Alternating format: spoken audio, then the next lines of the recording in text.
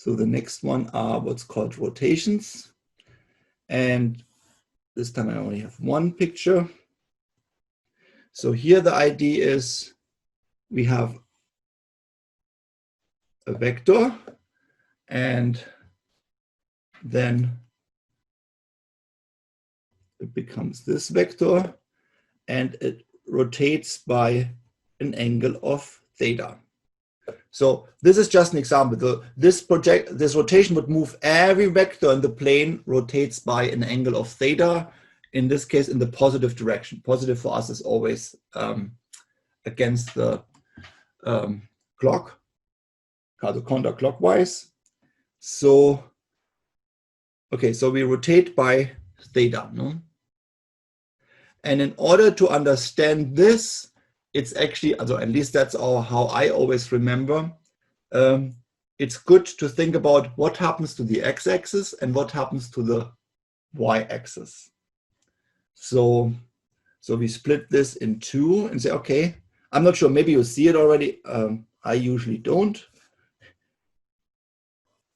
So let's think about, and then remember the unit circle, no? So what happens to a vector like this, and what happens, no, I should have do the other way, but okay, now it's like this. So this vector is rotated by theta, and this vector is also rotated by the same theta, no? But like here, these are just special vectors. It means every vector is rotated by theta, no? And we like to do this with a matrix.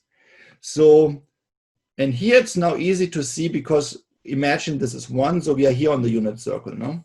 Same thing here.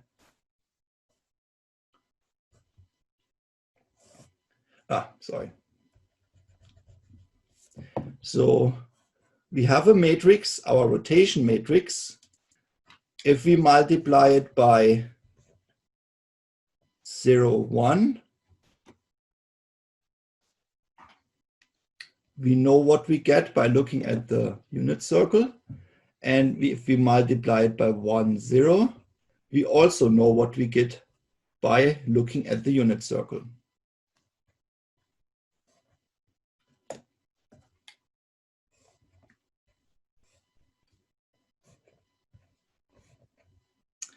So let's start here.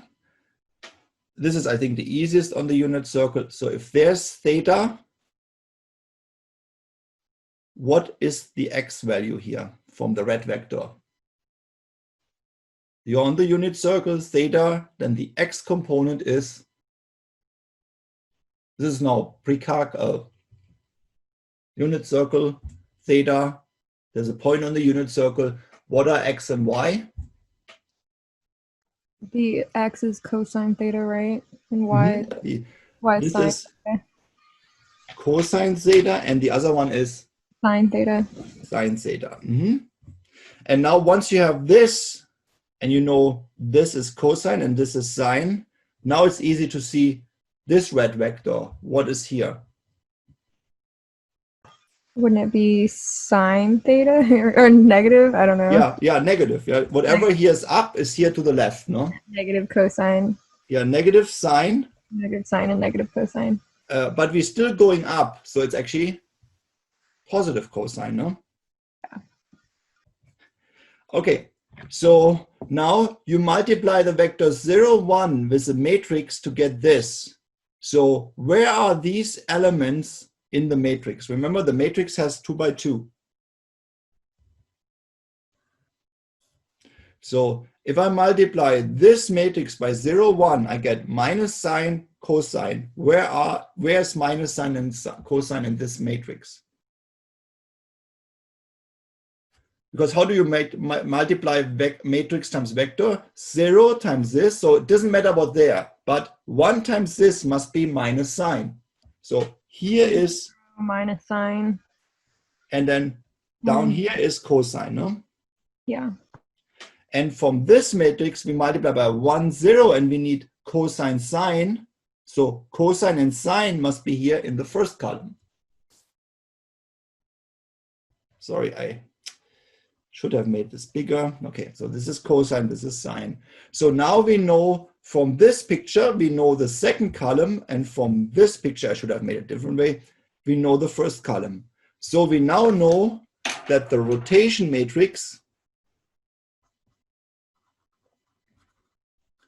by an angle of theta in the counterclockwise direction is given by cosine theta, sine theta, negative sine theta, cosine theta. So this is a matrix which makes a rotation.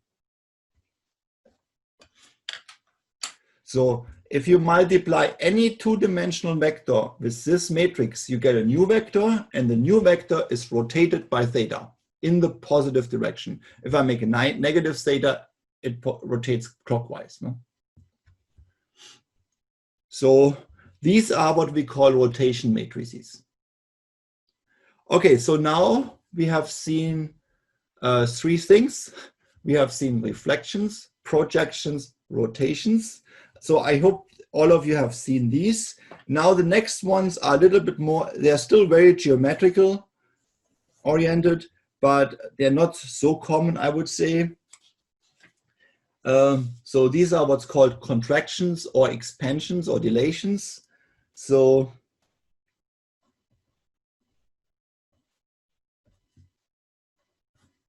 this is, I would call it an expansion.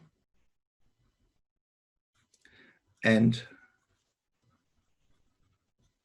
contractions.